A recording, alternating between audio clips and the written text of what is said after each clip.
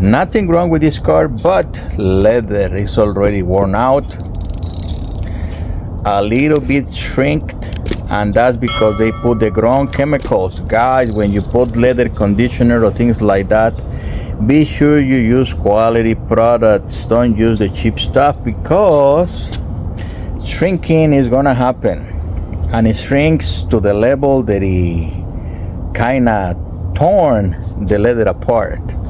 Welcome.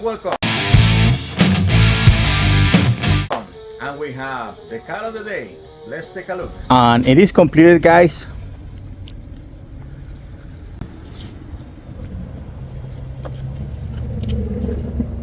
There you have it. Only front seats, because we have an issue in the back. We cannot load the covers, we cannot do the upholstery. But this is the result that you guys are gonna be seeing from our kits. Visit leathertech.com, emupholsterytechnology.com.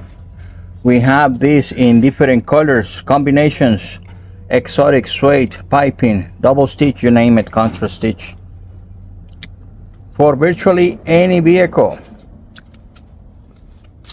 Like and subscribe.